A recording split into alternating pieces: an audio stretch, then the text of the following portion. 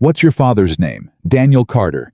And just like that, 4 grown men who feared nothing on this earth went pale. Jack Henson's coffee cup froze halfway to his mouth. 15 years. 15 years since that name had been spoken out loud, and now a blonde waitress in a roadside diner had said it like it was nothing. Like it wasn't the name of the brother they'd left to bleed out in silence. Daniel Carter wasn't dead. He was worse than dead. He was forgotten. And these 4 men had done the forgetting. If you believe some men deserve a second chance even 15 years too late, hit subscribe right now and stay with me until the very end. And drop the name of the city you're watching from in the comments so I can see just how far Daniel's story travels tonight. Now, let's begin.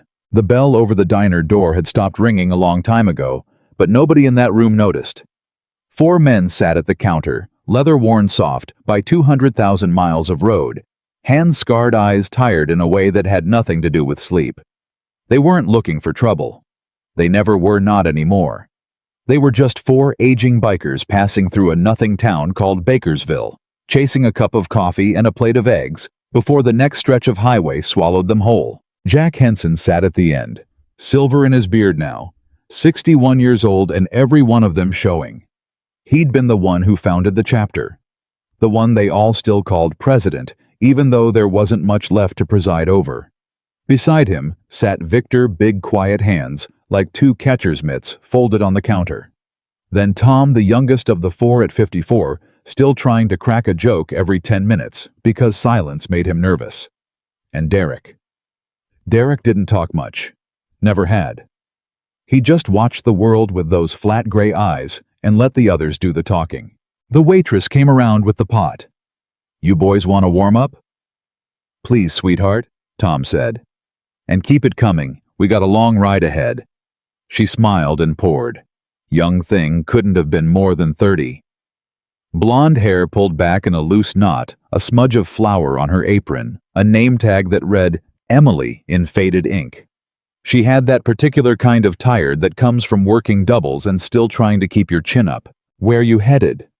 she asked, more out of habit than curiosity. "North," Jack said. "Just north." She nodded, refilled Victor's cup, and then her eyes drifted out the window to where the 4 bikes sat gleaming in the afternoon light, and something soft crossed her face. "My dad used to have a bike," she said. "A big one. Used to sound just like those." Tom chuckled. "Yeah, what did he ride?" "Old Harley, real old. He kept it in the garage." She wiped the counter without looking at anyone. "Still does, actually. Won't sell it.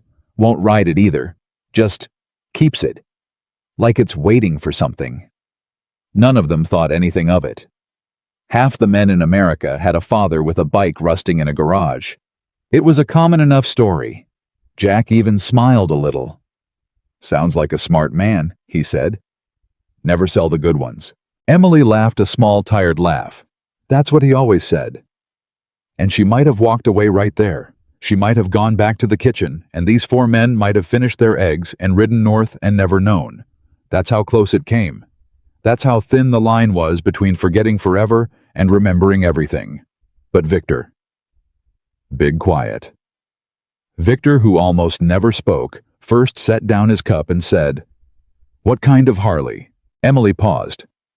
"A shovelhead, I think, black one. He had this eagle painted on the tank. Did it himself way before I was born. Said a buddy of his taught him how." And the temperature in that room dropped 10 degrees. Because Jack Henson knew that bike. He knew that eagle. He'd watched it get painted on a summer night 30 years gone in a garage that smelled of gasoline and cheap beer, while a young man with steady hands and a laugh like a thunderclap bent over a fuel tank with a brush between his fingers. Jack's coffee cup came down slow. "What's your father's name?" he asked. The words came out quiet. Careful. The way you speak when you already suspect the answer and you're praying to God you're wrong. Emily didn't notice the change. She was still wiping the counter. "Daniel Carter." The room froze. Nobody moved. Nobody breathed. Tom's fork hung in the air.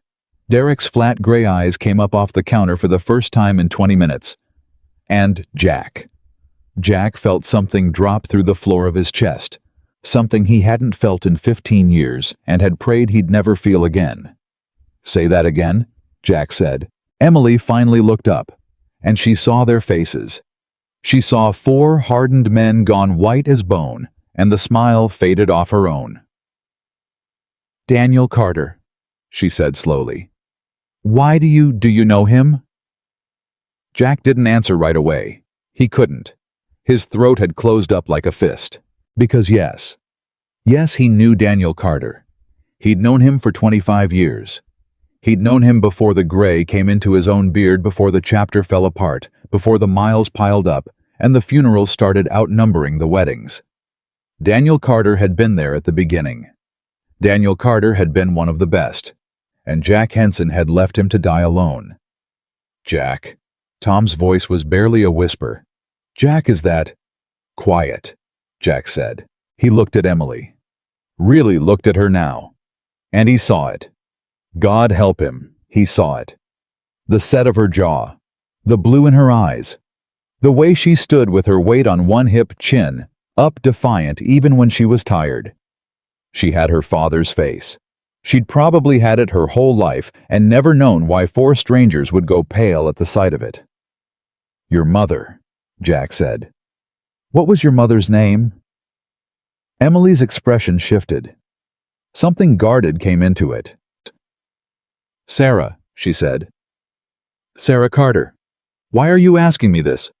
Sarah. And there it was. The last nail. The last piece falling into place. Jack closed his eyes. He remembered Sarah. Everybody remembered Sarah. She'd been the heart of the whole thing, the woman who fed them all when they had no money, who bandaged them up when they came home bloody, who stood in the doorway of that little house with her arms crossed and told them all to grow up and act right. Sarah had been Daniel's whole world. When Daniel looked at Sarah, you could see a hard man become soft. You could see what love was supposed to look like. And Sarah had died 15 years ago. Cancer. Fast and cruel and merciless. And after she died, Daniel Carter had simply disappeared. No calls, no rides, no answers. One day he was there, and the next he wasn't, and the 4 men sitting at that counter had told themselves a story to make the guilt go away. They'd told themselves Daniel wanted to be alone, that grief was a private thing, that a man had a right to disappear if that's what he needed. They'd told themselves he chose the silence. They had never once considered that the silence had been forced on him by his own brothers, who didn't know how to sit in a room with a man who was drowning, and so they'd let him drown quietly out of sight where it wouldn't ruin their afternoons. Jack opened his eyes. "Emily," he said, and his voice cracked on her name. "I need you to listen to me very carefully." The girl had gone still behind the counter. She could feel it now that something enormous was moving in the room, some weight she didn't understand. "Your father," Jack said. "Daniel.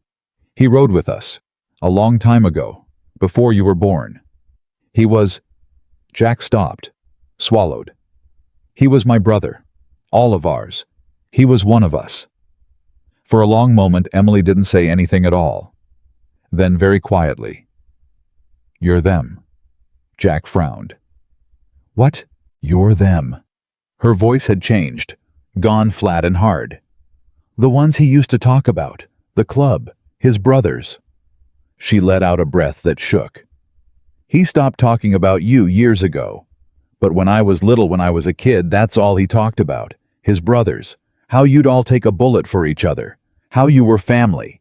How there was nothing on God's earth that would ever make one of you leave another one behind."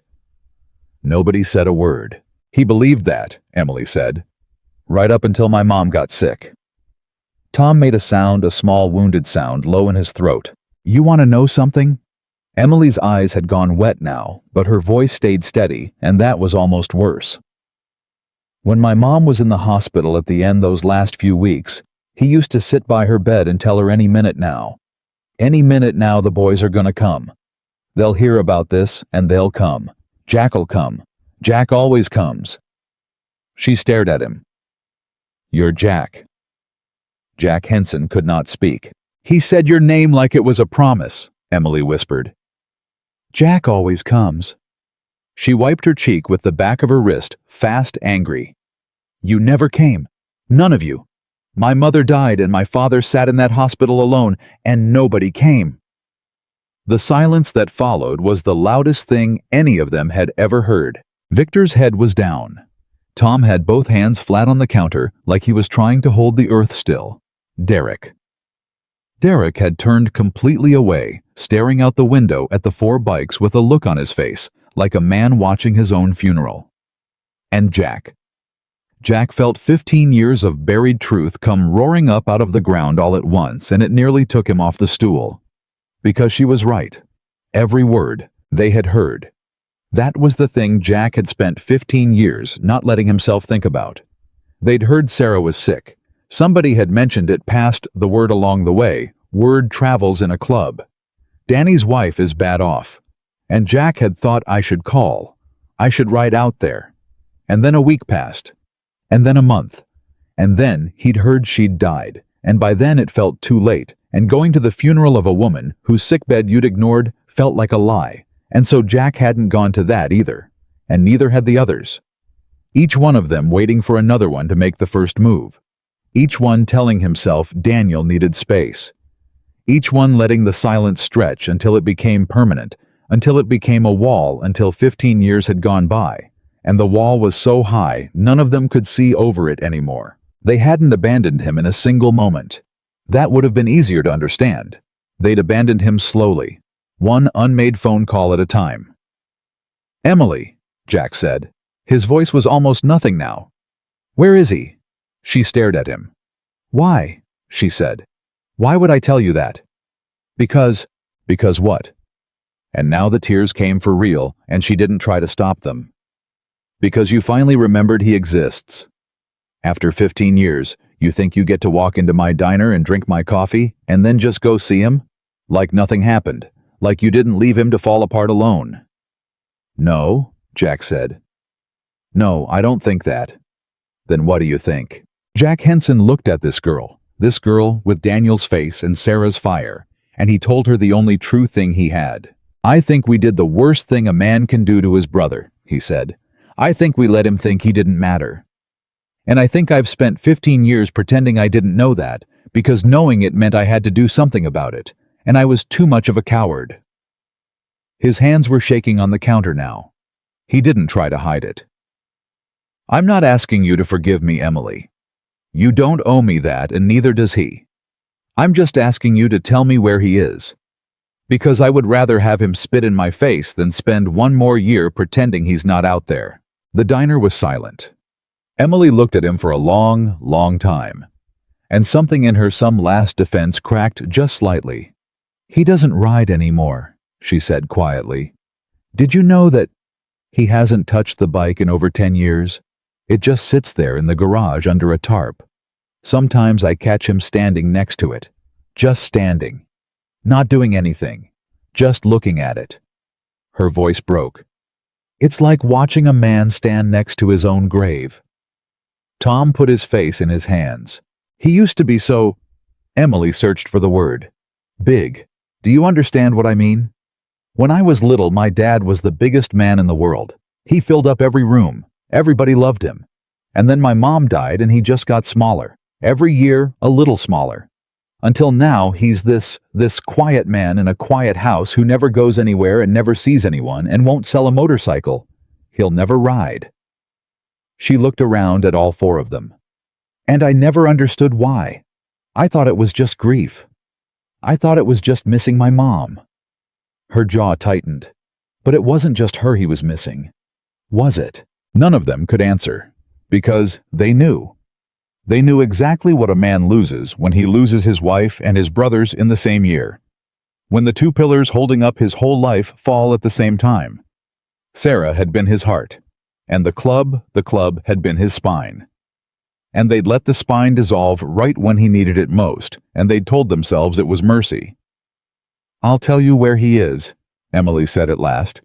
"On one condition." "Anything," Jack said. "If you go out there, and you break his heart again, if you show up and stir all this up, and then disappear back onto your highway like you did the first time, I swear to God I will never forgive you. Do you understand me?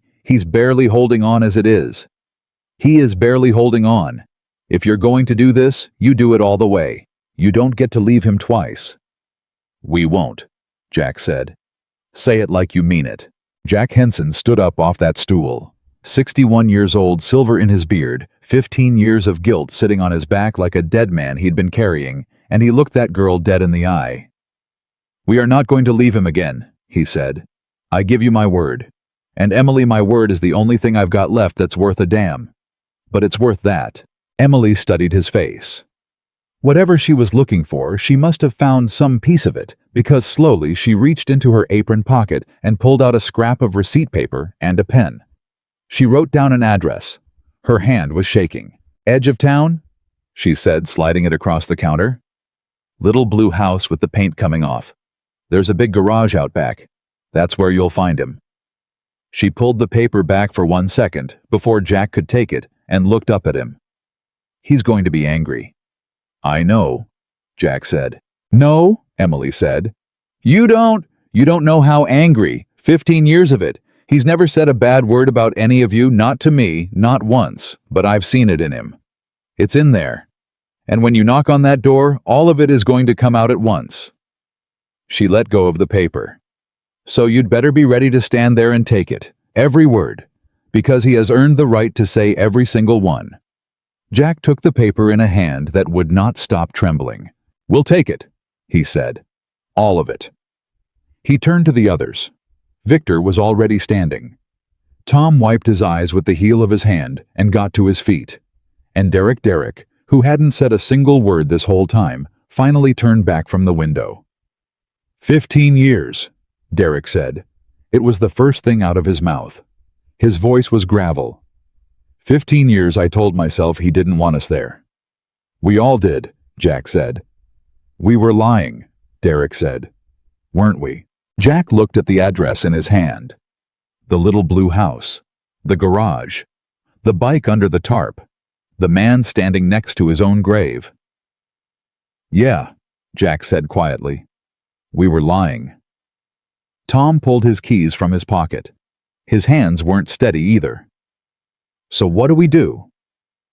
Jack folded the receipt paper and put it in his breast pocket close to his chest like something a man carries into war. We go, he said. Right now. Before I lose my nerve. Before any of us talks ourselves out of it, the way we've been talking ourselves out of it for 15 years. He dropped a fold of bills on the counter, far too much for 4 coffees and some eggs. We ride out there, and we knock on that door, and we stand there, and let him say everything he's been holding for 15 years. And when he's done, Jack's voice caught. When he's done, we tell him the truth. That we were wrong. That we're sorry. That we were afraid of his grief, and we ran from it, and we should be ashamed of ourselves till the day we die. Emily was crying openly now, one hand pressed to her mouth. And then, she whispered. Jack Henson looked at Daniel Carter's daughter. And then, he said, we find out if there's anything left to save. He put on his hat. The 4 of them turned toward the door. 4 aging men who had ridden through storms and prisons and funerals, who had faced down men with guns and never blinked, and who were now more terrified than they had ever been in their lives at the thought of knocking on one small blue door at the edge of a nothing town. Jack's hand was on the door when Emily's voice stopped him. Mr. Henson? He turned. He still has the vest, she said. Her voice shook. Your club vest. The one with the patches. He keeps it folded in the bottom drawer of his dresser. I found it once when I was a kid and asked him what it was. She wiped her face. He said it was the second most important thing he ever owned. After his wedding ring. The words went through Jack Henson like a blade. 15 years. 15 years they'd told themselves Daniel didn't want them. 15 years he'd kept the vest folded in a drawer like a holy thing next to the memory of the wife he'd buried waiting for brothers who never came. Jack couldn't speak. He just nodded once tight and pushed open the door. Outside, the 4 engines came alive, one after another, roaring into the afternoon, like something waking up after a long, long sleep. And as they pulled out of that gravel lot and turned toward the edge of town, Jack Henson gripped his handlebars and made a promise to a man who couldn't hear it yet. "I'm coming, Danny. 15 years late. But I'm coming. And this time I'm not going to leave." The little blue house was waiting, and so was the man they'd left behind. The ride to the edge of town took 11 minutes.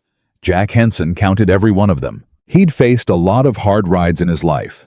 He'd ridden to funerals. He'd ridden away from prisons with the gates closing behind him. He'd ridden through the worst night of his life, once 30 years back, with a dead friend's blood still on his hands. But he had never in all his years ridden a harder 11 minutes than the ones between that diner and the little blue house at the end of Cypress Street, because every second of it was a second his mind used to remind him of exactly what he'd done. Jack always comes. The girl's words wouldn't leave him. They rode with him the whole way, louder than the engine, louder than the wind.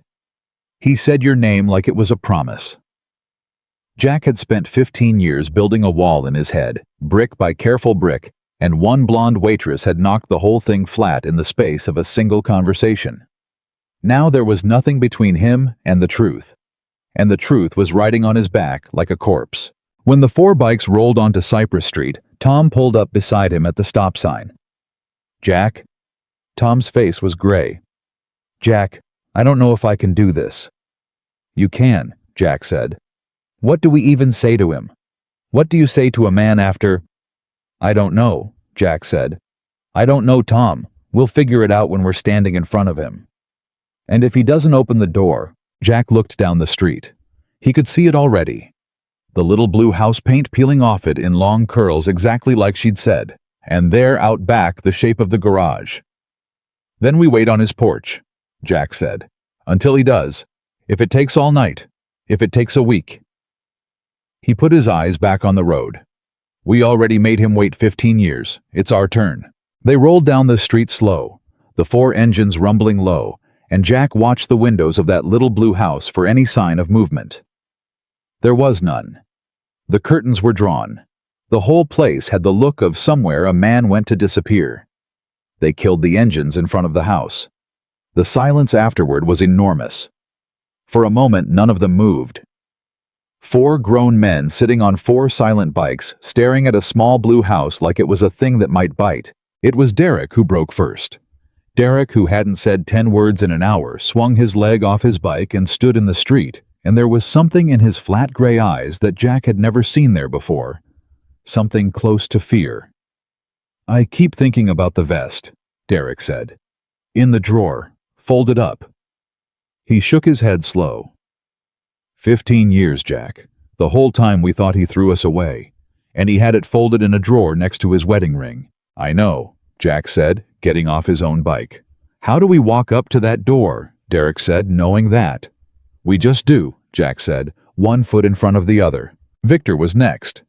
Then Tom, all four of them standing in the street now, and there was a long, terrible moment where nobody wanted to be the first one up the walk. Jack understood it. Once you took that first step, there was no undoing it. As long as they stood in the street, Daniel Carter was still a memory, still a story, still a wound that had scabbed over. The moment they knocked, he became real again, and so did everything they'd done to him. Jack took the first step. He walked up that cracked front walk with his heart slamming against his ribs, and the other three fell in behind him, and when he reached the door, he stood there with his fist raised and could not make himself knock. Jack always comes. He knocked 3 times, firm. And then he stepped back and waited, and the four of them stood there in a silence so complete Jack could hear his own pulse in his ears. Nothing. He knocked again. "Danny!" he called, and his voice broke on the word. "Danny, it's Jack!" Still nothing. And Jack was starting to think the man wasn't home, or worse, was standing right on the other side of that door, refusing to open it when he heard it. From around back, from the garage, the scrape of a boot on concrete. Jack turned, and the four of them walked around the side of the house slow, and there, standing in the open mouth of that garage with a rag in his hands and a look on his face like he'd seen the dead rise, was Daniel Carter. Jack almost didn't recognize him. That was the thing that hit him first before anything else, before the guilt or the grief or the 15 years Jack almost didn't know his own brother. The Daniel Carter in Jack's memory was a mountain of a man. Broad, loud, a laugh you could hear across a parking lot. The man standing in that garage was thin, hollow. His shirt hung off him like it was made for somebody bigger, and it had been made for the man he used to be. His hair had gone white. His face was carved down to the bone. But his eyes were the worst of it. Because his eyes were the same. The same blue Jack had looked into 1,000 times across 1,000 campfires. And right now, those eyes were looking at Jack Henson like he was a ghost that had crawled up out of the ground to torment him. For a long, long moment, nobody said a word. Then Daniel spoke. "You're late." 2 words. Flat. Cold. And they landed on Jack Henson like a truck. "Danny," Jack started. 15 years. Daniel didn't raise his voice. That was what made it so terrible. He said it quiet, almost conversational, and the quiet was worse than any scream. "You're 15 years late, Jack." "I know. Do you?" Daniel set the rag down on the workbench with a care that was almost violent. "Do you know? Let me ask you something. You know what today is?" Jack shook his head. "Course you don't." A small, awful smile crossed Daniel's face. "Why would you? It's just a Tuesday to you. To me, it's you want to know what today is. Today's the day I stopped waiting, not the exact day. But around this time of year, 15 years back. That's when I finally stopped standing at the window every time I heard a bike go by thinking maybe that's them. Maybe they finally heard." He looked at each of them in turn. Victor, Tom, Derek, back to Jack. "Took me a long time to stop doing that. You know how many bikes go past a house in 15 years? And every single one of them for the longest time, I thought that's them. That's them coming back. Danny." Tom's voice cracked. "Danny, we didn't know how bad it—" "Don't!" Daniel's voice came down like a blade. "Don't you dare, Tom. Don't stand in my garage and tell me you didn't know." "We didn't. You knew." And now finally it came up out of him, 15 years of it, exactly like his daughter said it would, all at once. "You knew Sarah was sick. Somebody told you. I know somebody told you because this club can't keep a secret to save its life. Word travels faster than we ever did. So don't you stand there and tell me you didn't know." He was shaking now. "You knew my wife was dying.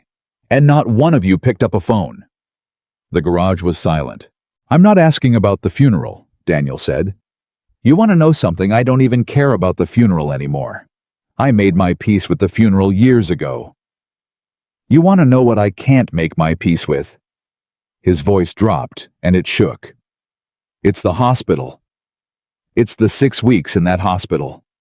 Because I sat in that room in that little plastic chair they give you, and I held her hand while she went day by day, a little more each day, and the whole time, Jack, the whole time I kept telling her, any minute now, the boys are gonna come.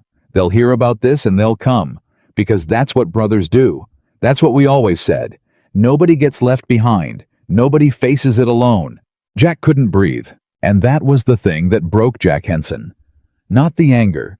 He could have taken the anger. It was the truth of that last word. Because Daniel was right. It hadn't been an accident.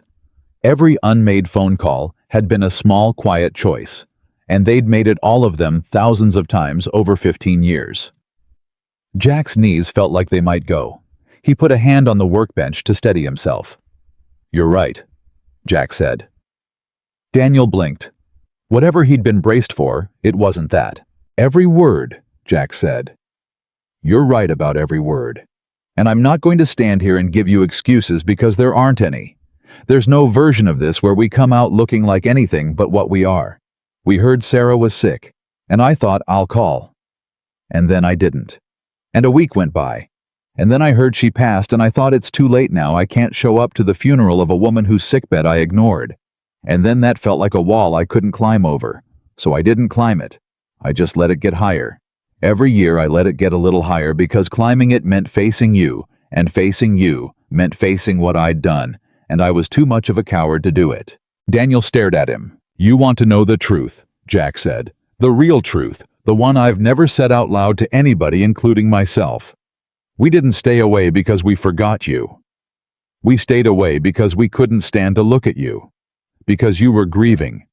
And grief scared us, Danny. Every one of us.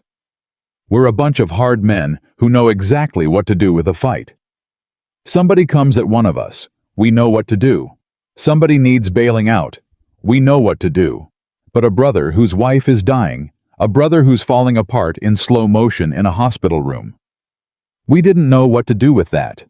There's nothing to punch, there's nobody to fight, there's just pain. And we ran from it.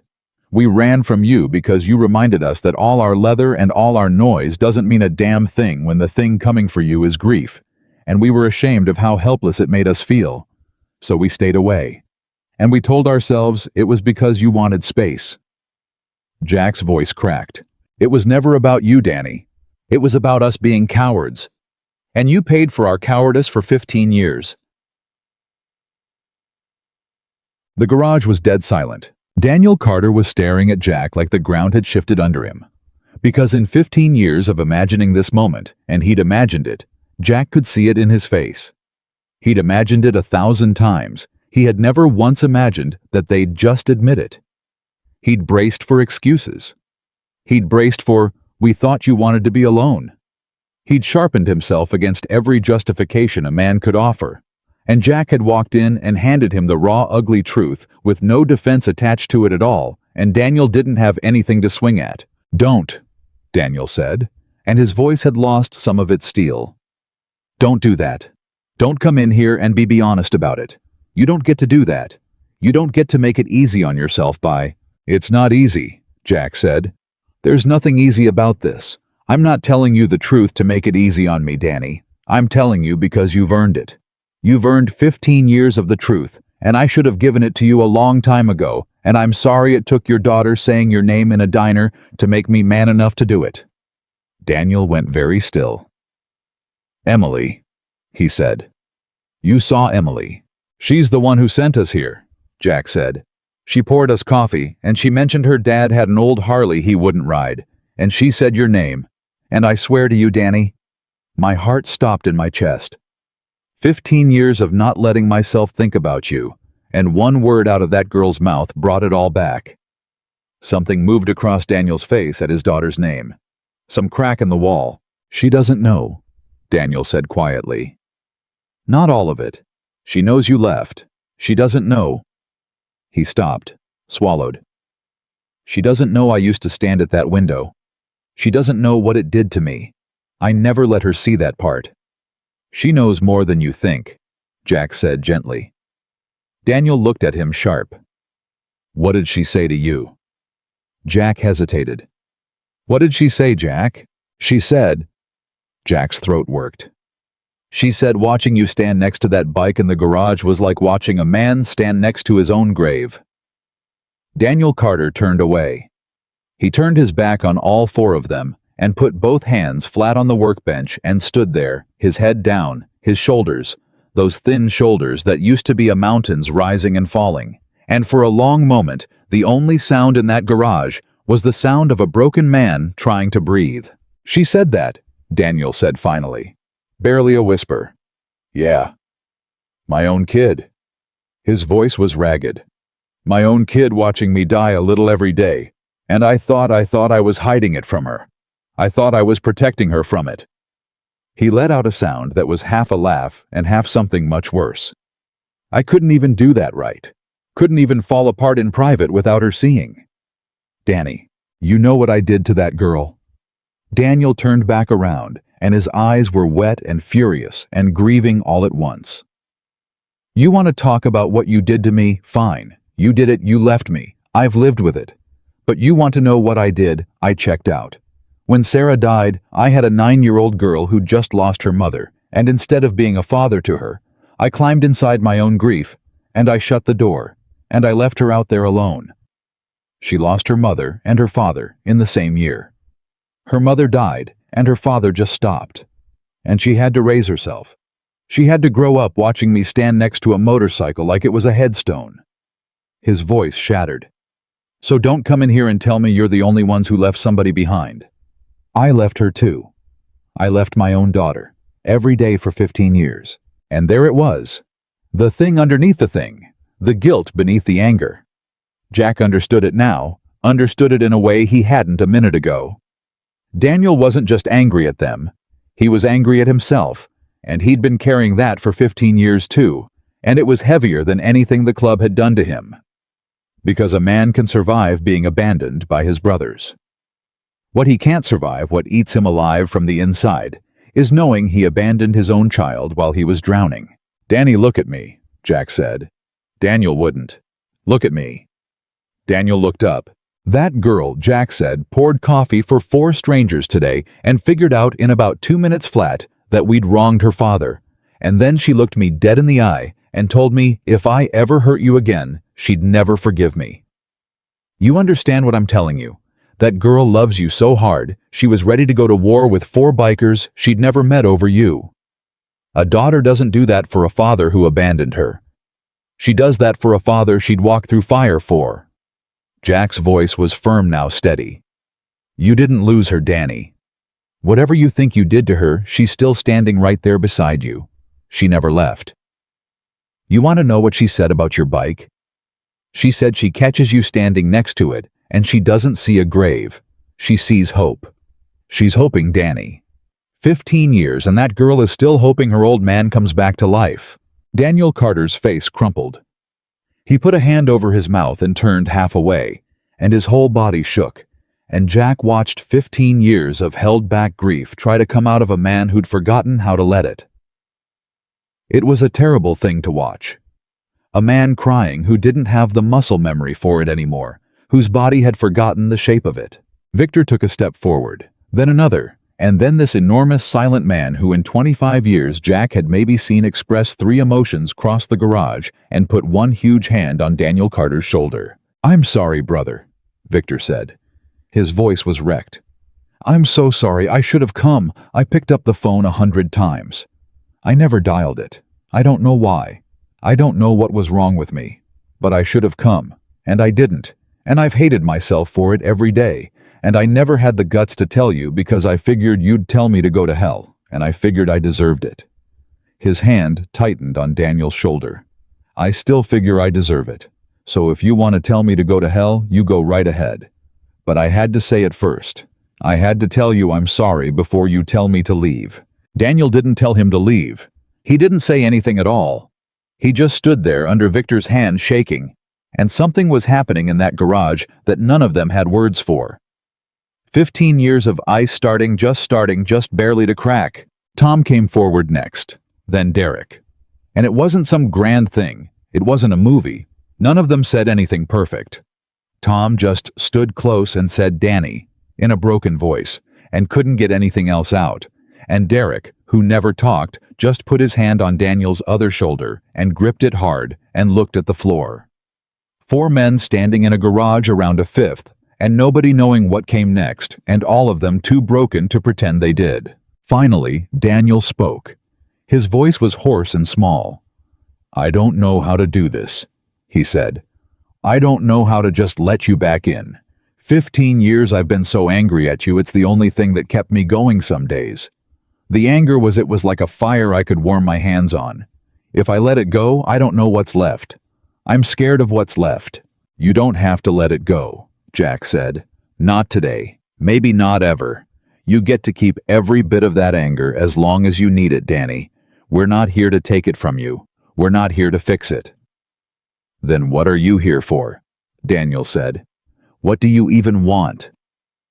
And Jack Henson took a breath, and he said the thing he'd come to say, the thing he hadn't even known he was going to say until it was already coming out of him. "We're not here to fix the past," Jack said. "We can't. There's no fixing it. Sarah's gone, and we weren't there, and no amount of us being here now changes 1 second of that." He looked his brother in the eye. "We're here so you don't have to face the future alone. That's all. That's the whole reason. Not to make it right. It can't be made right. Just so that whatever comes next, the good days and the bad ones, The ones where you can breathe and the ones where you can't, you don't face them by yourself anymore. 15 years too late, I know. But you've got 15 more in you, maybe 20. And we're asking if we can spend them with you, instead of leaving you to spend them alone. The garage went quiet. Daniel Carter stood there, 4 hands on his shoulders, 4 brothers around him, and looked at the man he'd hated and waited for in equal measure for 15 long years. And something moved behind his eyes, some door that had been rusted shut for a decade and a half, groaning just slightly on its hinges. "You mean that?" Daniel said. It wasn't quite a question. "I've never meant anything more in my life," Jack said. "And I gave your daughter my word on it before I ever came out here. I told her if we did this, we'd do it all the way. That we didn't get to leave you twice. And I meant that too." Daniel looked at him a long time. Then slowly, so slowly, he reached up and put his own hand over Victor's, the big hand still resting on his shoulder. Just for a second. Just a touch. But it was the first time in 15 years that Daniel Carter had reached back toward one of them instead of pushing away. "I'm not saying it's okay," Daniel said, his voice thick. "It's not okay. It might never be okay." "I know," Jack said. "And I'm not forgiving you. Not today. I don't know if I can." "I know that too." Daniel drew a long, shaking breath. "But you can come inside," he said. "All of you. You can come inside and sit down and I'll put some coffee on and you can tell me everything I missed. 15 years of it. Who's still around? Who's gone? What happened to everybody? And I'll tell you about Sarah. About the end. Because I've never told anybody, and I think I need to tell somebody who knew her. I think I've needed that for 15 years and never had anybody to tell." His eyes filled again. "You knew her, Jack. You all knew her. She wasn't just my wife to you. She fed you, she patched you up, she loved you too. She did?" Jack said, his own voice breaking. "God, she did. We loved her right back, Danny. That's the thing we could never face. We didn't just abandon you. We walked away from her too, from her memory, and she deserved better from us than that." "Yeah," Daniel said. "She did."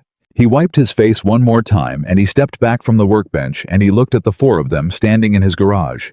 These ghosts, these brothers, these men who'd broken him, and were now impossibly standing in front of him 15 years too late, asking to help carry what was left. "Come on," Daniel said quietly. "Come inside, before I change my mind." And he turned toward the house. But before he took a step, he stopped. His eyes had landed on something in the corner of the garage, a shape under a heavy canvas tarp, gray with dust, sitting exactly where it had sat, untouched for over a decade. The bike. And Jack watched his brother look at it, and watched something complicated cross his face. Grief and memory, and something that might just barely have been the ghost of longing. Daniel stared at the tarp for a long moment. Then he turned away from it toward the house, toward the living, and said the truest thing he'd said all day. "I don't know if I remember how to be around people anymore," Daniel Carter said, "but I think I'd like to try." And he walked into his house, and one by one his brothers followed him in. The inside of Daniel Carter's house told a story none of them wanted to read. It was clean, that was the first thing Jack noticed, and somehow it made it worse. It wasn't the house of a man who'd let himself go to filth. It was the house of a man who kept things exactly the way they'd always been because he couldn't bear to change them. There were pictures on the wall. Sarah in every one. Sarah young, Sarah laughing, Sarah holding a baby that had to be Emily. A whole life frozen on a wall, and a man who walked past it every single day for 15 years without moving a single frame. Daniel went into the kitchen and put a pot of coffee on his back to them, and Jack could see his hands weren't steady. None of them had sat down. They stood in his living room like men in a church, afraid to touch anything. "Sit," Daniel said without turning around. "You're making me nervous, all of you standing there like pallbearers." They sat. Jack took the chair. The others crowded onto a couch that groaned under 3 grown bikers. And for a minute, the only sound was the coffee maker gurgling and the ticking of a clock on the wall. And it was the most fragile silence Jack had ever sat inside. Then Daniel spoke, still facing the counter. "She asked about you." His voice was flat, careful. "At the end, Sarah. She asked where you all were." Nobody breathed. "I lied to her," Daniel said. "I already told you that part. Told her you were coming. But there was one day near the very end when she wasn't. When the medicine had her floating somewhere. And she was more honest than she'd let herself be. The whole time she looked at me, and she said, 'They're not coming, are they, Danny?'" He set 2 mugs down hard on the counter. "And I couldn't lie to her, not to that. So I said, 'No, baby, I don't think they are.' And you know what she did?" Jack couldn't speak. None of them could. "She squeezed my hand," Daniel said, and his voice finally cracked. "And she said, 'Then it's just us. And that's enough. You were always enough, Danny.'" He turned around, and his eyes were streaming, and he didn't wipe them this time. "Those were almost the last real words she ever said to me.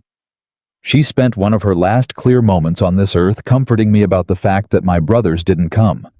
She was dying, and she was worried about my feelings getting hurt." The room came apart. Tom put his face in his hands and wept openly. Victor's massive shoulders shook.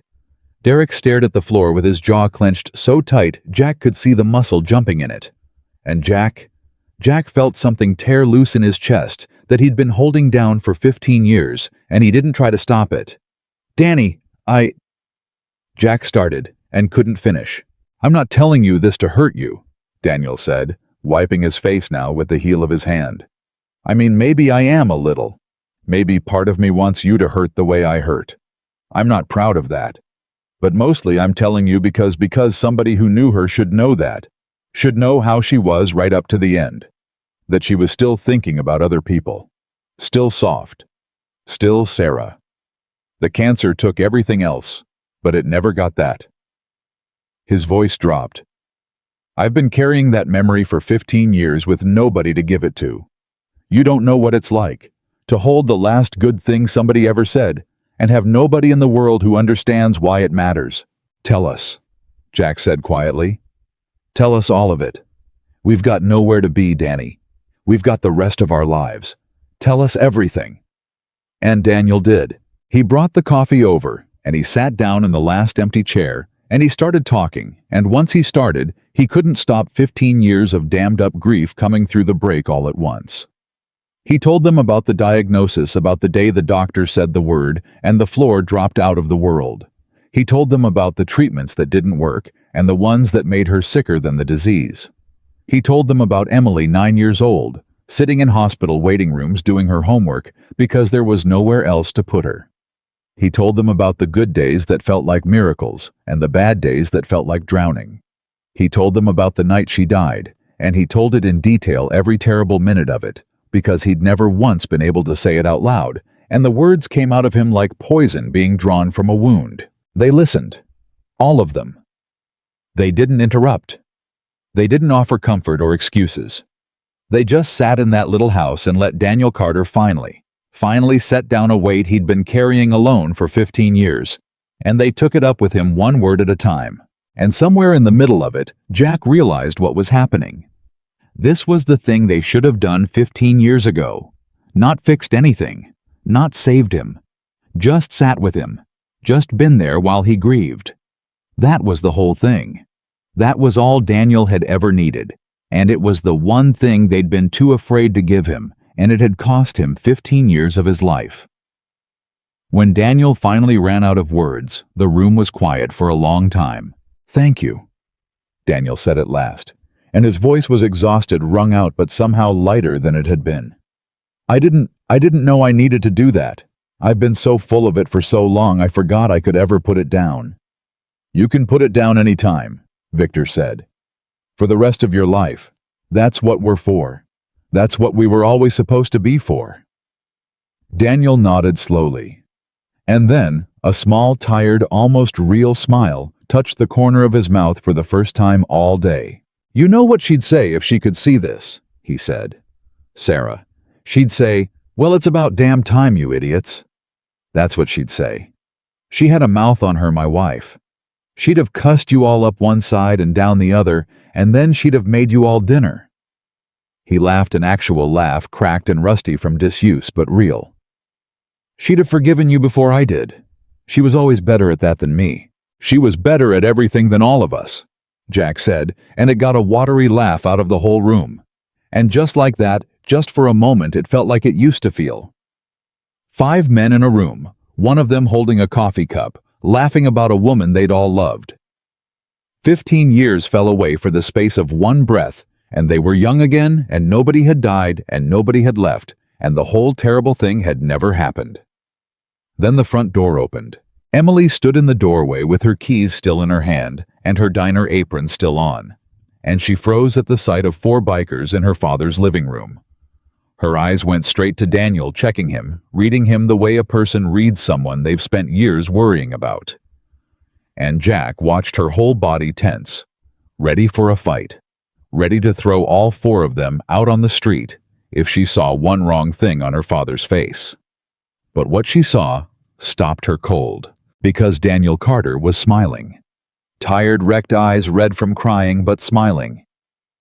And Emily stood in that doorway and stared at her father like she hadn't seen that expression in so long she'd forgotten it existed. Her keys slipped out of her hand and hit the floor. "Dad," she said. Her voice was small, uncertain. "Dad, are you?" "Come here, sweetheart," Daniel said. She crossed the room slow, still watching all of them, like she didn't trust it, and she stopped beside her father's chair. "They came," Daniel said. He looked up at his daughter and his eyes filled again. "You sent them, and they came." Emily's chin trembled. "You're not... Are you mad? I didn't know if I should. I've been sick about it all afternoon, thinking maybe I made a huge mistake, thinking maybe I..." "You didn't make a mistake," Daniel said. He reached up and took her hand. "You did the bravest thing anybody's done for me in 15 years. You know that. You looked at 4 strangers, and you decided your old man was worth taking a chance on." His voice broke. "I don't know what I did to deserve a kid like you. I sure didn't earn it. Not these last 15 years. Dad, no, listen to me." Daniel gripped her hand tighter. "I got to say this. I've needed to say this to you for a long time, and I've been too much of a coward, and I'm done being a coward. Today's the day I'm done with it." He looked up at his daughter with everything he had. "I'm sorry, Emily. I'm sorry for the last 15 years. You lost your mama, and then you lost me too. And you were 9 years old, and you deserved a father who stood up, who kept going. For you. And I didn't. I climbed inside myself, and I left you out there alone, and I've hated myself for it every single day, and I never said sorry, because saying sorry meant admitting I did it, and I couldn't face it. But I'm facing it now. I'm so sorry, baby. You raised yourself, and you turned out better than I had any right to hope, and that's got nothing to do with me and everything to do with you and your mother." Emily was crying now, the kind of crying that comes up from somewhere deep and old. "I never blamed you," she said. "Not once. I want you to know that. I knew you were hurting. I always knew. I just..." Her voice broke apart. "I just missed you, Dad. That's all. All these years I've had you right here in this house, and I've missed you. Does that make any sense? You were right here, and I still missed you every single day." "It makes sense," Daniel said, pulling her down into his arms. "God help me, it makes sense." And Daniel Carter held his daughter in that little living room, and she wrapped her arms around his thin shoulders and held on like she'd been waiting 15 years to do it, which she had. And 4 grown bikers sat there and watched a father and daughter find each other again across a gap 15 years wide, and not one of them had a dry eye, and not one of them was ashamed of it. When Emily finally straightened up, she wiped her face and looked around at all of them, and something had changed in her face. The suspicion was gone. In its place was something that looked almost like gratitude, and it was aimed at Jack. "You kept your word," she said. "Told you I would," Jack said. "Men tell me things all day long," Emily said. "In the diner, all day every day, men tell me things and mean about half of them." She looked at her father, then back at Jack. "You're the first one in a long time who meant all of it." Jack didn't know what to say to that, so he just nodded. And then Daniel did something that surprised all of them. He stood up, slowly, unsteadily, one hand on the arm of the chair, and once he was on his feet, he stood there swaying slightly, like a man who'd been sitting still for 15 years and had forgotten how his own legs worked. Which, in a way, he had. "I want to show you something," he said. He walked to the hallway. Emily started to follow, and he stopped her with a gentle hand. "No, sweetheart. Just let me. I need to do this part myself." He disappeared down the hall. They heard a drawer open, and when he came back, he was carrying something folded in both hands, carrying it the way you'd carry something breakable, something holy. It was the vest. Jack's breath caught. Beside him, Tom made a small broken sound. Because there it was, the old club vest. The patches faded but intact, the leather cracked with age but cared for clearly. Cared for, cleaned and folded, and kept for 15 years in the bottom of a drawer next to a dead woman's memory. Daniel held it out in his hands and looked down at it. "I couldn't wear it," he said quietly. I couldn't put it on. It felt like wearing something that belonged to a dead man, to who I used to be. But I couldn't throw it out either. God knows I thought about it. Some of the bad nights I'd take it out and I'd just stare at it, and I'd think about burning it in the yard, about being done with all of you for good. He ran a thumb over one of the patches. But I never could. Every time I held it, I remembered what it meant, what we were, before all this. And I couldn't put a match to that. Even after everything, I couldn't. He looked up at them. "Emily found it once," he said. "When she was little. Asked me what it was. And I told her it was the second most important thing I ever owned." His eyes went to Jack. "After my wedding ring. You want to know why?" Jack shook his head, not trusting his voice. "Because those were the only 2 times in my life," Daniel said, "that I ever belonged to something bigger than myself. The day I married Sarah, and the day you gave me this." He held the vest up slightly. "The 2 times, somebody looked at me and said, 'You're one of us now. You're not alone anymore. Whatever happens, you've got people.'" His voice shook. "And I lost both of them the same year, Sarah to the cancer. And this," he looked at the vest, "this I put in a drawer because I thought you'd thrown me away and I couldn't stand to wear the colors of a family that didn't want me." The room was absolutely silent. "But you didn't come here today to take it back," Daniel said slowly. "Did you? You came to give it back." "We came to give you back," Jack said, his voice barely holding. "The vest's just leather, Danny. We came to give you back your family, if you'll have us, after everything, if you can stand to." Daniel looked down at the vest in his hands for a long, long moment, and then slowly, with hands that trembled, he unfolded it. He shook it out. 15 years of careful folding coming undone. And he held it up by the shoulders and looked at it, really looked at it, the eagle and the patches and the road. It represented the whole life he'd walled off from himself. "I don't know if I can put it on," Daniel whispered. "I don't know if I'm strong enough. Last time I wore this, I was a different man. I was somebody. I had a wife and brothers and a bike and a life, and I was somebody. And now I'm just this hollowed-out old man in a quiet house." His arms shook, holding it up. "What if I put it on and it just reminds me of everything I'm not anymore? Then take it off again," Victor said gently. "Nobody's holding a gun to you, Danny. You put it on, it doesn't feel right, you take it off. Simple as that. But you'll never know unless you try." "And if it does feel right," Daniel said. It came out almost frightened. "Then it feels right," Jack said. "And you were never as gone as you thought you were." Daniel Carter stood there in the middle of his living room, holding 15 years in his 2 hands. And then slowly he turned it around. He put one arm through, then the other. He settled the vest onto his shoulders, those thin shoulders so much smaller than the last time he'd worn it, and he pulled it closed across his chest, and he stood there. For a moment, nobody moved. Nobody breathed. Emily had both hands pressed over her mouth. Daniel looked down at himself, at the colors on his chest, at the man he used to be wrapped around the man he'd become.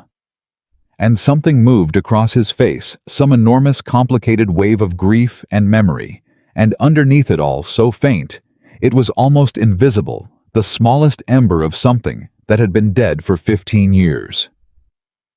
"It still fits," Daniel said. His voice was wonder and heartbreak in equal parts. "It's loose. I lost so much weight, but it still fits." "Course it does," Jack said, and his voice broke completely. "It was made for you, Danny. It was always made for you. It's been waiting for you to come back for 15 years. Same as we should have been." Daniel ran his hands down the front of the vest, and then he looked up at his brothers, and for the first time since they'd walked into that garage, the anger was gone from his eyes. Not the grief would never be all the way gone, and none of them expected it to be.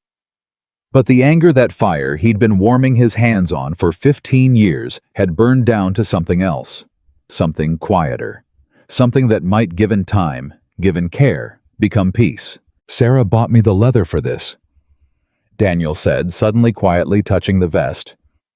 "You know that before I ever prospected. She saved up and bought me a leather jacket for my birthday because she said I looked at the bikers going by like a kid looking in a candy store window. She's the reason I ever came around the clubhouse at all. She pushed me toward you. She wanted me to have brothers." His eyes filled. "She'd be so happy right now. She'd be God, she'd be so happy you finally came." "We're sorry we made her wait, Danny," Tom said thickly. "We're sorry we made you both wait." "I know," Daniel said. "I believe you. That's the thing, I actually believe you. 15 years I imagined this, and I always thought I'd want to scream at you, hit you, throw you out. And I did want that for about 10 minutes out in the garage. But now—" He shook his head slowly. "Now I'm just tired. I'm just so tired of being angry. It's like carrying a bike on your back up a hill for 15 years. At some point, you have to set it down or it kills you." He looked around at them, all standing in his vest in his living room, with his daughter watching and his dead wife smiling down from every wall. "I'm setting it down," Daniel Carter said. "I don't know if that's forgiveness. Maybe forgiveness comes later. Maybe it never comes all the way. I don't know. But I'm setting the anger down. Because I've got a daughter who missed me, and 4 brothers who came back, and however many years I've got left, and I'll be damned if I'm going to spend them the way I spent the last 15. Alone, angry, standing at a window waiting for something that already came." Emily crossed the room and put her arms around her father again. And this time he was wearing the vest when she did it, and she pressed her face against the old leather and cried, and Daniel held her and looked over her shoulder at Jack. "Coffee's getting cold," Daniel said, and there was the ghost of that old thunderclap laugh in it. "Sit back down, all of you. We've got 15 years to catch up on, and I want to hear every bit of it. Who lived, who died, who's got grandkids, who finally got sober, all of it. And then—" He paused, and his hand drifted, almost without him noticing, toward the window, toward the garage out back, toward the shape under the tarp that had sat untouched for over a decade. "And then maybe tomorrow, if the weather's good, maybe you can help me with something out in the garage." Jack followed his brother's gaze to the window, to the garage, to the bike, and he understood. "Anything you need, Danny," Jack said quietly. "Anything at all. It probably won't even start," Daniel said, still looking toward the garage, and there was fear in it. But underneath the fear, for the first time in 15 years, there was something that looked almost like hope. 15 years sitting, the battery's dead, the tank's probably full of varnish, the tires are dry rotted to hell, it probably won't even turn over. "Maybe," Jack said. "Maybe not. Only one way to find out." Daniel Carter looked at that garage for a long, long moment. His daughter in his arms, his brothers around him, the colors on his chest for the first time in 15 years. "Yeah," he said softly. "Yeah. Only one way to find out." They came back the next morning, all 4 of them, before the sun was even properly up. Daniel was already awake. Jack could see him through the front window as they rolled up, standing in his kitchen, with a cup of coffee, wearing the vest. He'd slept in a house full of ghosts for 15 years, and now he was standing in his kitchen, wearing his colors, and when he heard the engines, his head came up fast, like an old dog hearing a sound it used to know. He met them at the door before they could knock. "You came back," Daniel said. And there was something raw in it, like a part of him hadn't been sure they would. Like a part of him had lain awake all night waiting for the sound of the door that never opened, the way he'd waited 15 years ago. "Said we would," Jack said simply.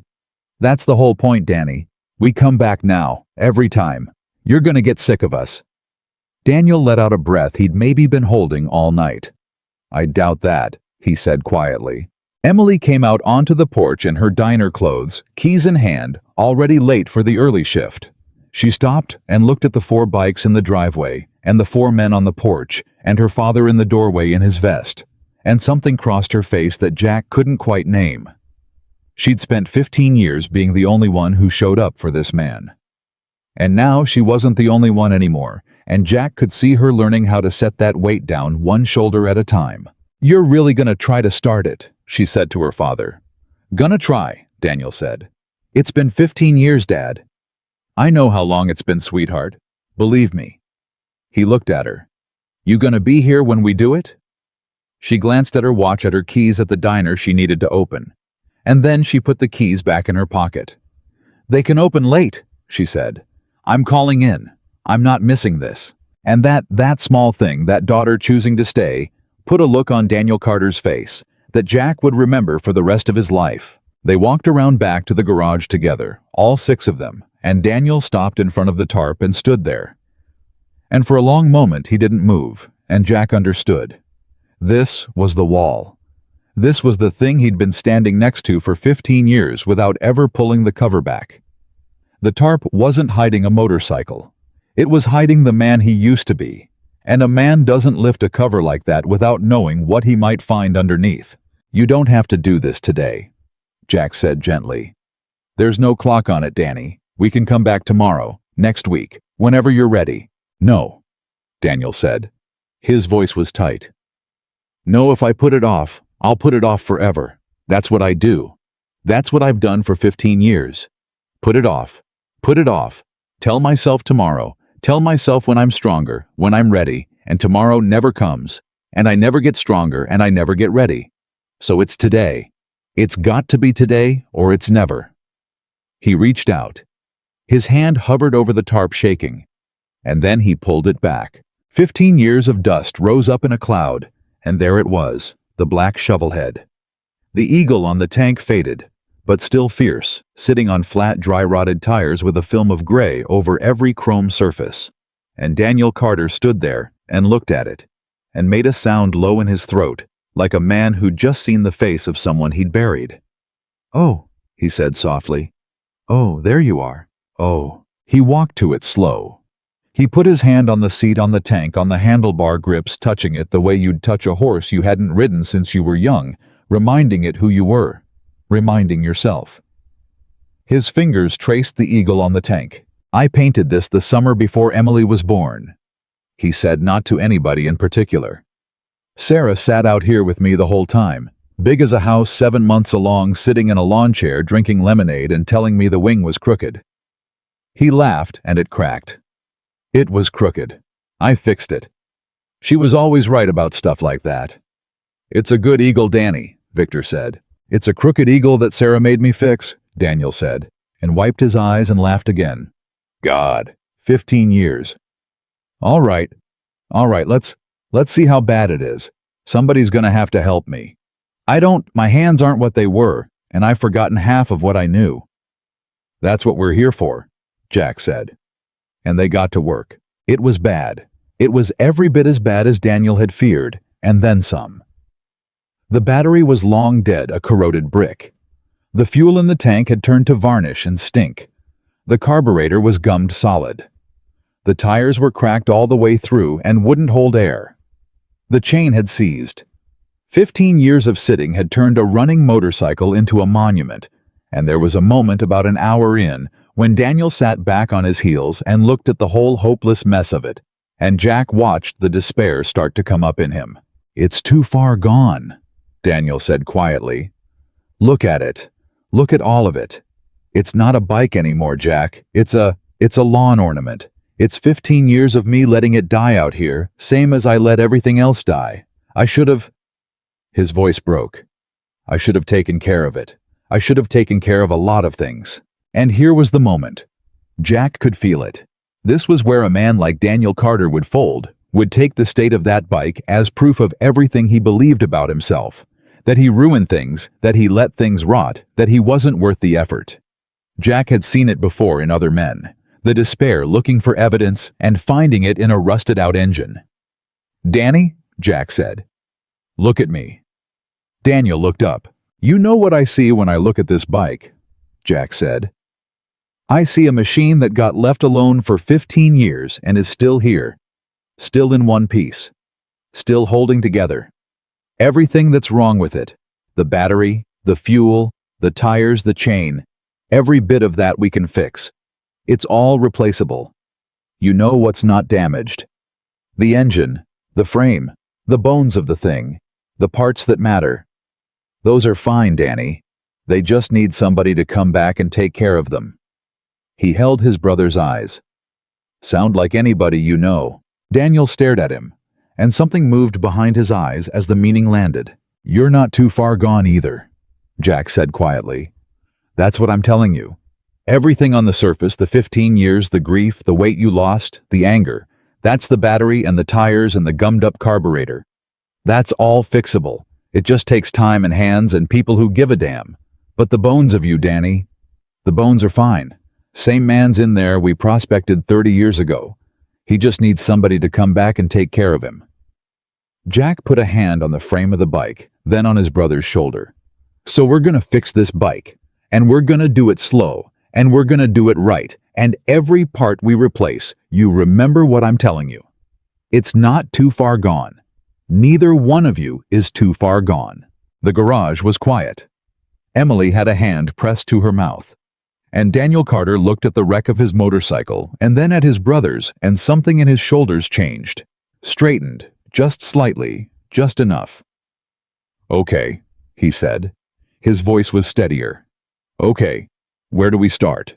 "We start with the battery," Jack said, standing up, and just like that, the despair broke and the work began.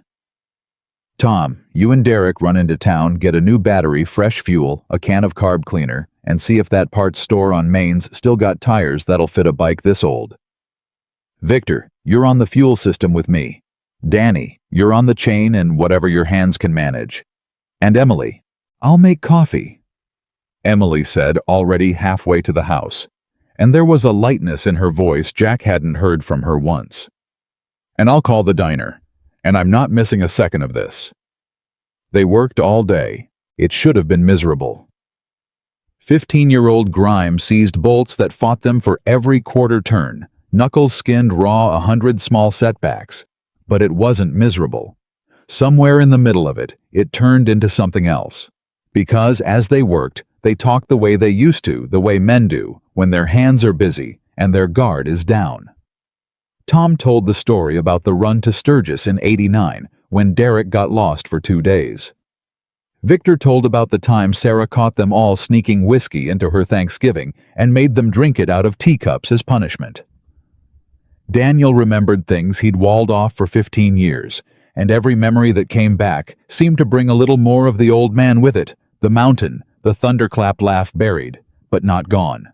And the bike came back to life piece by piece, and so did he. By late afternoon, they had a new battery in it, fresh fuel in the tank, the carburetor cleaned and rebuilt, new tires holding air, the chain freed and oiled. It was against all odds, starting to look like a motorcycle again, instead of a monument. And Daniel stood back and looked at it, wiping grease off his hands with a rag, and there was color in his face that hadn't been there that morning. Actual color. The work had done it. The company had done it. "It's ready," Jack said. "Or as ready as it's gonna get today. Batteries charged, fuel's flowing." He held out the key, the old key that Daniel had kept on a nail by the workbench for 15 years. "You want to try to start it." And there it was again. The fear. Jack watched it wash over his brother's face. Because as long as they didn't try, the bike might still run. The dream was intact. But the moment Daniel thumbed that starter, he'd know for sure one way or the other, and 15 years of hoping and grieving and standing next to this machine all came down to a single sound that either happened or didn't. Daniel took the key. His hand was shaking again. "What if it doesn't start?" he said quietly. "After all this, after the whole day, what if we did all of it and it just sits there, dead?" "Then we figure out why," Jack said, "and we fix that too. This isn't a one-shot thing, Danny. There's no version of today where we give up on it. Or on you. It starts today great. It doesn't we come back tomorrow, and the day after. We're not going anywhere." He put his hand on his brother's shoulder. "That's the part you gotta believe. We're not going anywhere ever again. So there's no such thing as a last chance anymore. There's just the next try." Daniel looked at the key in his hand for a long moment. Then he swung his leg over the bike. And the moment he settled into that seat, the seat he hadn't sat in for 15 years, something happened to his whole body. Jack saw it. They all saw it. Emily gasped. Because Daniel Carter changed. His spine straightened. His shoulders came back. His hands found the grips like they'd never left them, muscle memory 15 years deep, rising up out of the bone. The hollow, folded-in old man was gone, and in his place, just for a second, was the ghost of who he'd been: the mountain, the rider, the brother sitting on his machine like he'd been born there. "Oh," Emily whispered. "Oh my God, Dad, you look—" "Turn the key, Danny," Jack said softly. Daniel turned the key. The dash lit up. A good sign power was flowing. He put his thumb over the starter button, and he stopped. "I want to say something first," he said. His voice was thick. "Before I do this, in case it doesn't—" He stopped, started over. "I just want to say it while I've got the nerve." He looked around at them, his brothers, his daughter. "Yesterday morning I woke up in a dead man's house. That's what it was. I'd been dead for 15 years, I just hadn't stopped breathing yet. And I'd made my peace with it. I'd decided that was my life. Quiet house, dead bike waiting to die for real. I'd decided that." His voice shook. "And then some strangers walked into my daughter's diner. And now I'm sitting on my bike wearing my colors, with my brothers around me and my little girl watching, and I feel alive. For the first time in 15 years, I feel alive, and I forgot. I forgot what it felt like, and I don't ever want to forget again." Emily was crying. Tom was crying. Victor had turned away, big shoulders shaking. "So whatever happens when I push this button," Daniel said, "it already worked. You already brought me back.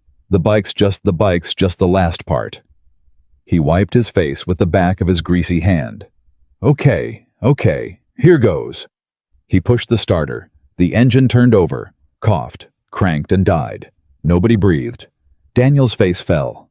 "That's it. No," Jack said fast. "No, that's fine. That's normal. 15 years sitting, the fuel's gotta work through. Give it a second and try again. Come on, again." Daniel swallowed, pushed the button again. The engine turned over, cranked, coughed, caught, sputtered, and died again. "It's trying," Victor said, leaning in. "You hear that? It's trying, Danny. It wants to. One more. Give it a little throttle this time. Just a little." Daniel's jaw was set now. Something had come into his eyes, not fear anymore. Determination. The determination of a man who'd decided he wasn't dying in a quiet house after all. "Come on," Daniel said to the bike, quiet, almost tender. "Come on, old girl. 15 years. I know it's been a long time. I left you out here just like I left everybody else. But I'm here now. Come on, come back with me." He pushed the starter and rolled the throttle. The engine turned over, cranked, caught, and this time it didn't die. It roared. It roared to life in that garage. 15 years of silence shattered in an instant. The big V-twin thundering and settling into a rough idle that smoothed out second by second as the fuel worked through, and the old engine remembered what it was for. The sound of it filled the garage, filled the yard, filled the whole street. A sound that hadn't come out of that house in 15 years, and Daniel Carter sat on his bike with the engine alive beneath him and threw his head back and laughed. It was the thunderclap, the real one. The laugh Jack hadn't heard in 15 years, the one that used to carry across parking lots, and it came pouring out of him now over the roar of the engine, and it was the most beautiful sound Jack Henson had ever heard in his life. It started! Emily was screaming, jumping tears streaming down her face. Dad, it started! It started! I hear it, baby. Daniel shouted over the engine, laughing, crying both at once. I hear it. Listen to her. Listen to her. And they were all shouting. Then, all 6 of them. Tom pounding Daniel on the back. Victor with both fists in the air. Derek silent.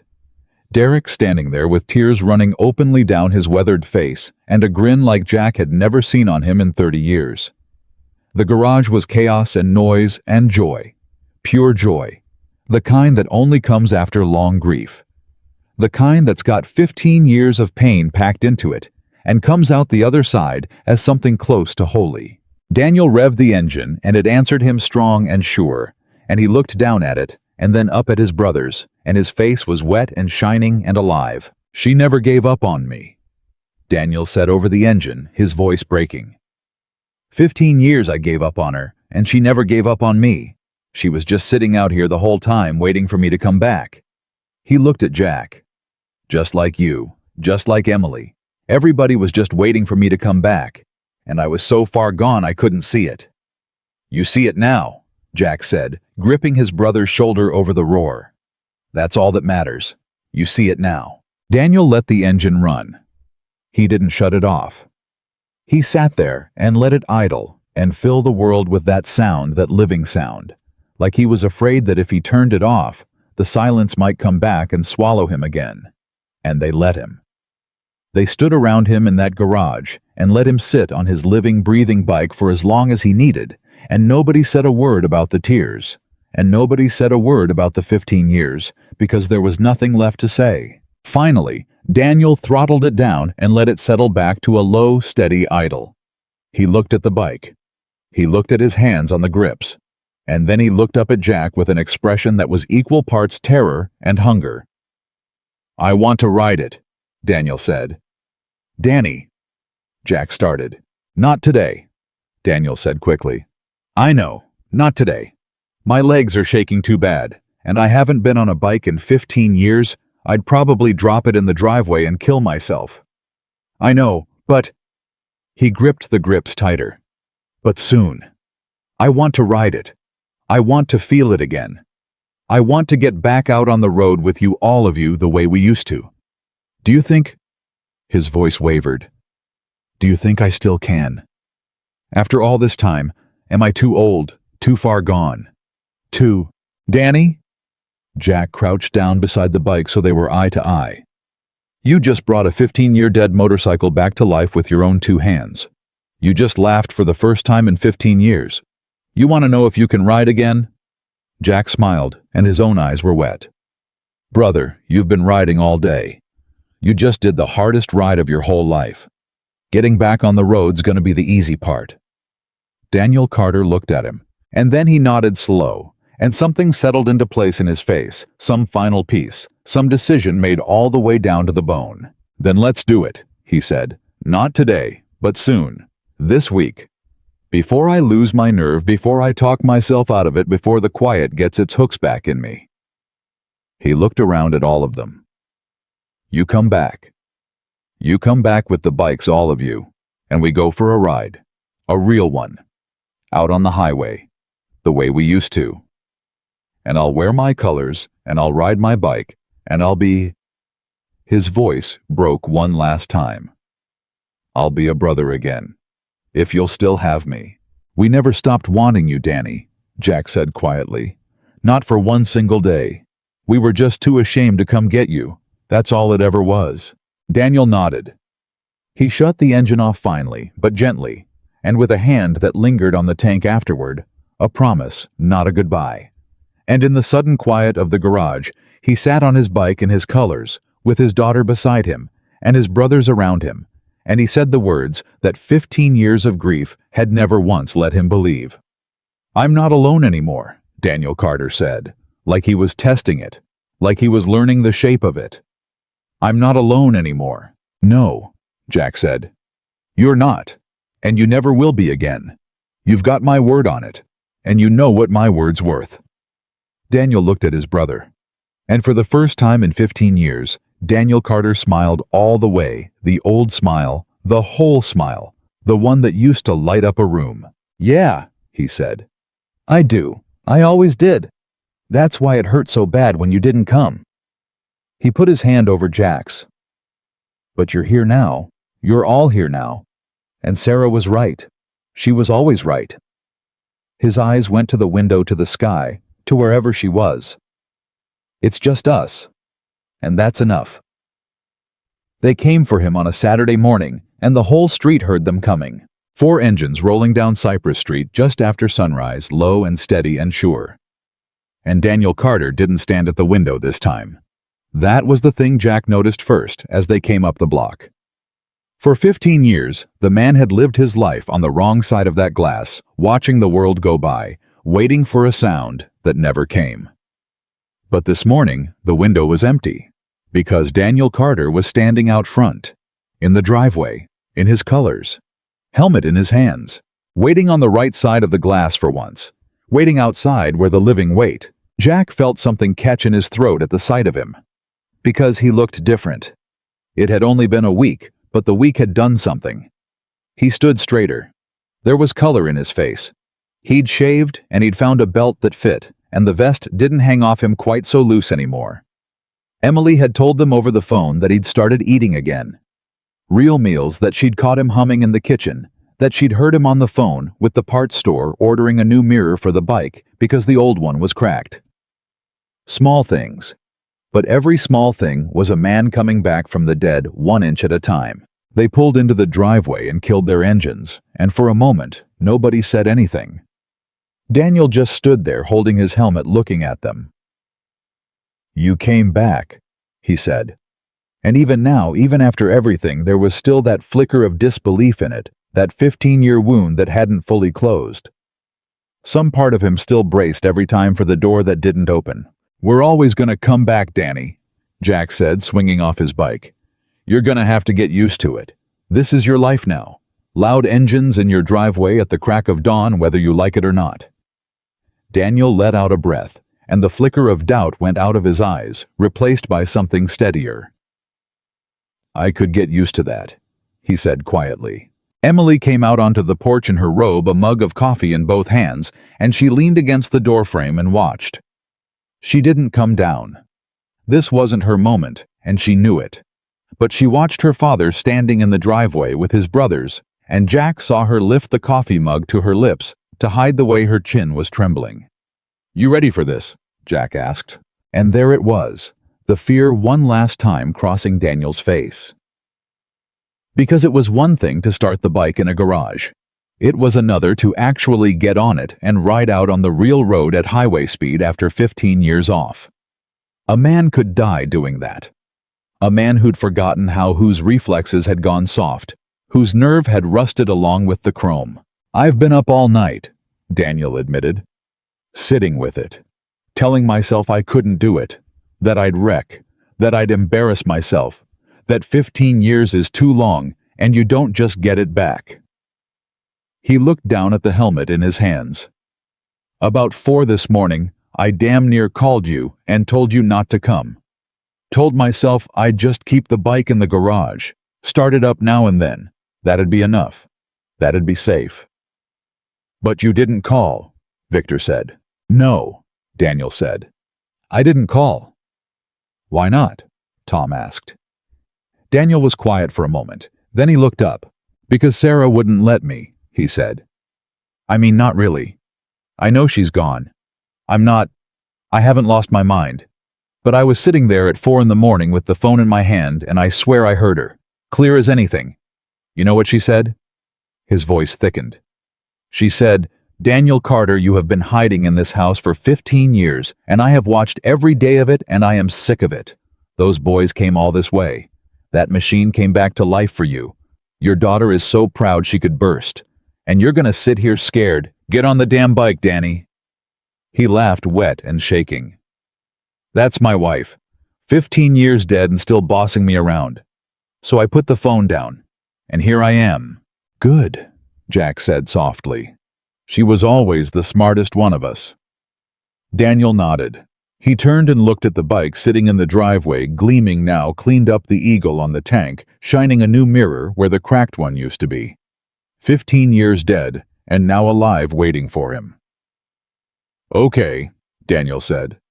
"Okay, talk me through it. I don't even trust myself to remember how anymore." "You remember," Jack said, walking him to the bike. "It's in there, Danny. Same as everything else. Your body knows, even if your head forgot. Just get on. Take it slow. We'll ride easy. Nobody's racing. You set the pace. You want to go 10 miles an hour the whole way, we go 10 miles an hour. You want to turn around and come home, we turn around. There's no wrong way to do this. The only thing you gotta do is get on." Daniel put on his helmet. His hands were shaking as he did the strap. He swung his leg over the bike. And again, the same thing that had happened in the garage happened now, but stronger.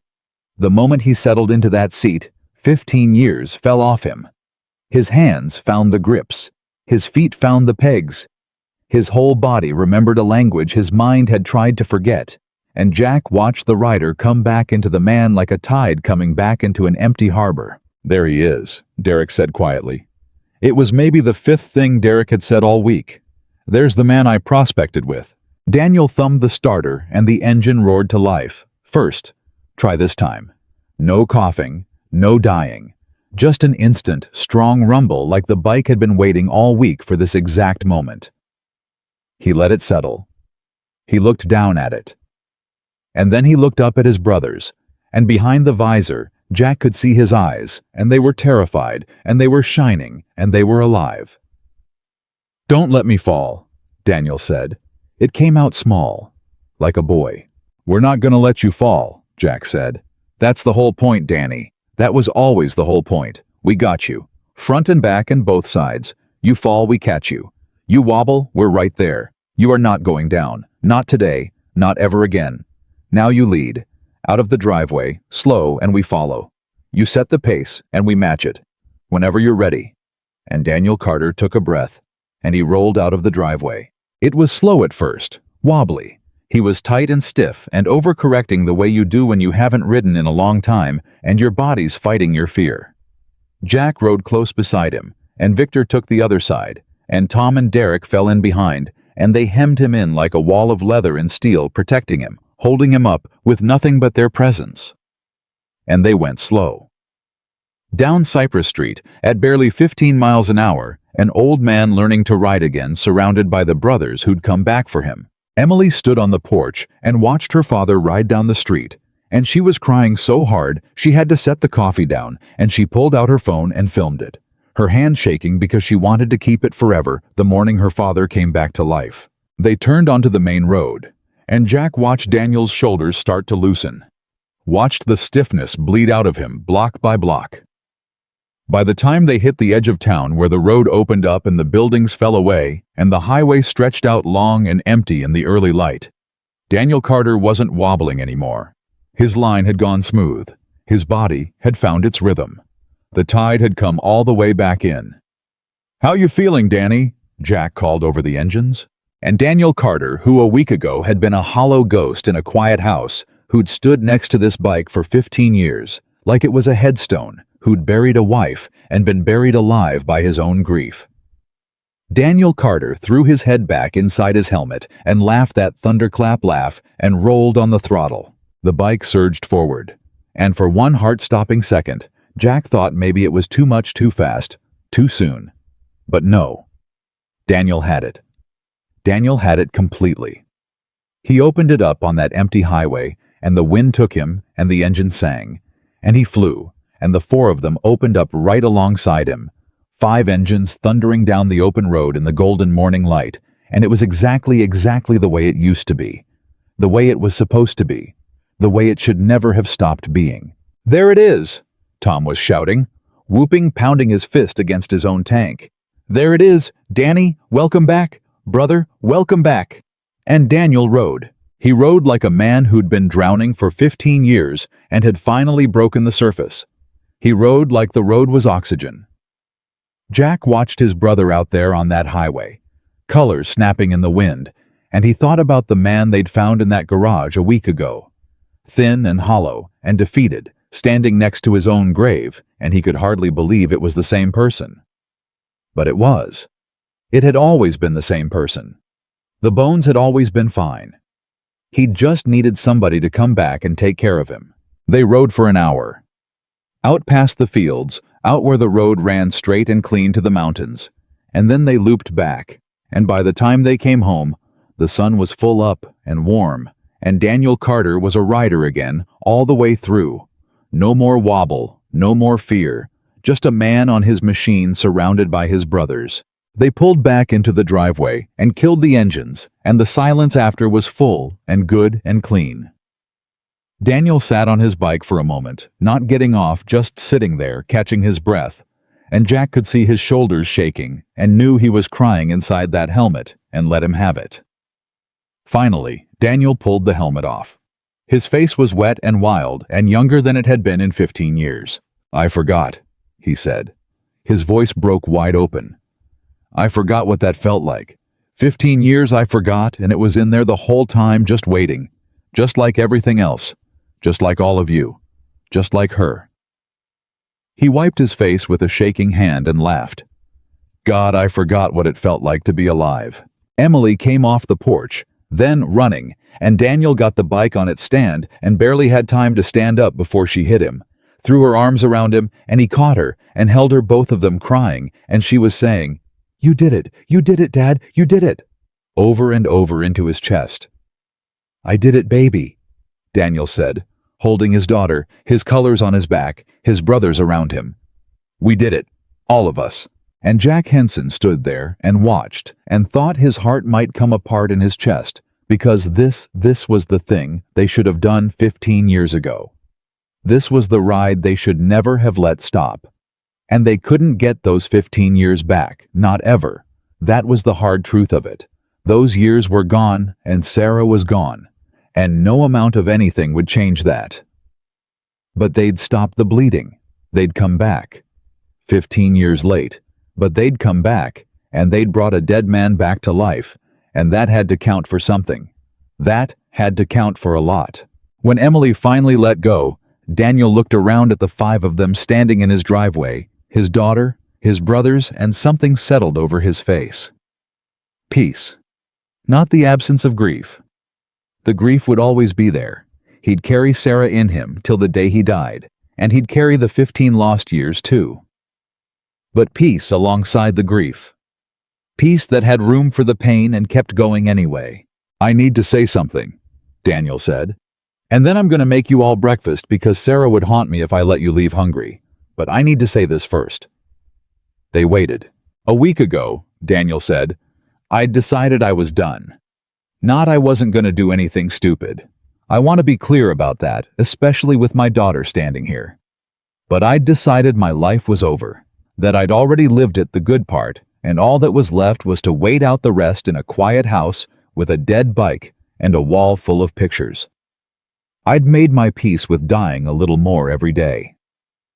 His voice shook. "And I want you to know what you did, because I don't think you understand it. You didn't just come apologize. You didn't just fix a bike. You reached into a grave and you pulled a man out of it. You gave me back my life. At 60 years old, when I thought there was nothing left, you gave me a whole life back." He looked at Jack. "How does a man ever thank somebody for that?" Jack was quiet for a moment. Then he said the truest thing he knew. "You don't thank us, Danny," he said. "You just don't ever let us leave you again. And you don't ever let yourself disappear again. That's the deal. That's how you pay it back. You stay. You show up. You ride with us. You be a father to that girl. You keep coming back, same as we're gonna keep coming back. That's the whole thing. That's brotherhood.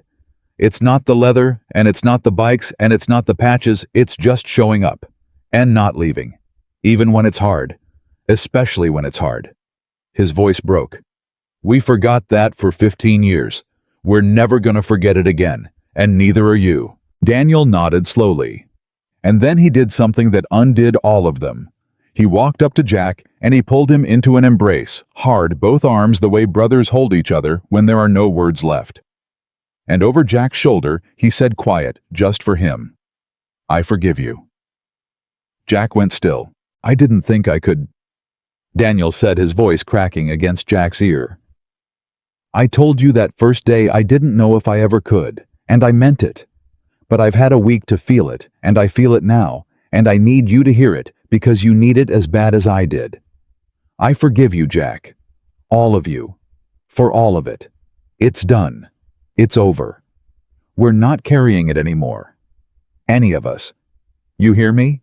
Jack Henson, 61 years old, silver in his beard, who had carried this exact weight for 15 years and never once believed he'd be free of it, broke completely in his brother's arms. "I hear you," Jack managed. "God, Danny, I hear you." They stood there. The two of them, two old men holding each other in a driveway 15 years, finally sat down between them for good.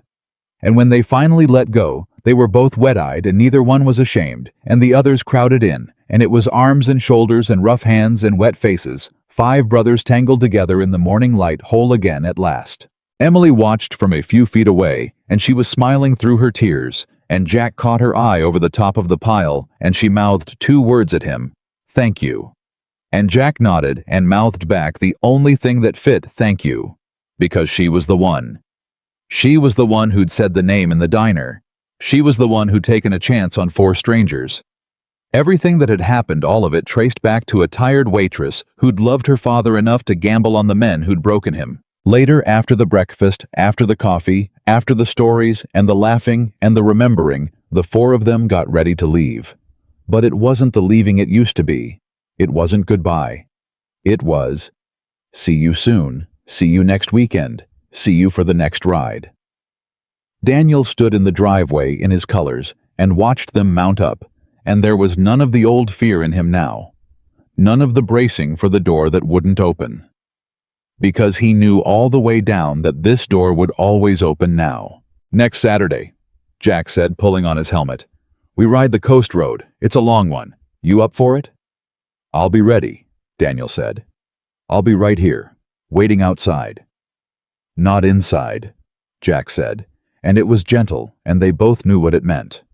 Daniel Carter looked at his brother, and he smiled the whole smile, the real one, the one that had been buried for 15 years and had finally come all the way back. "Never inside again," Daniel said. "I'm done watching the world through a window. I did 15 years of that. I'm done. From here on out, whatever's coming, I meet it outside, on the road, with my brothers, and with my girl waiting for me to come home." He put his hand on the tank of his living, breathing bike. "That's the deal I made. That's the man I'm gonna be. Not the one I was before Sarah died, not the ghost I was after.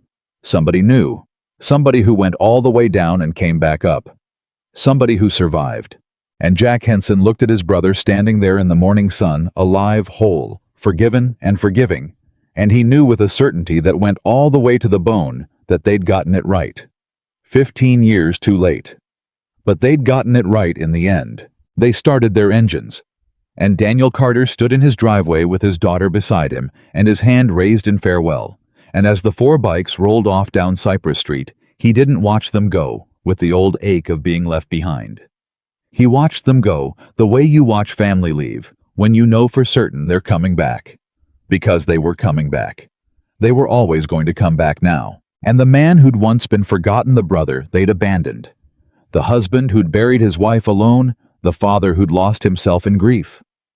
The ghost in the quiet house stood in the morning light in his colors with an engine that ran, and a daughter who loved him, and 4 brothers on the road who would never leave him again. And he was not alone. Daniel Carter would never be alone again. And that in the end was enough.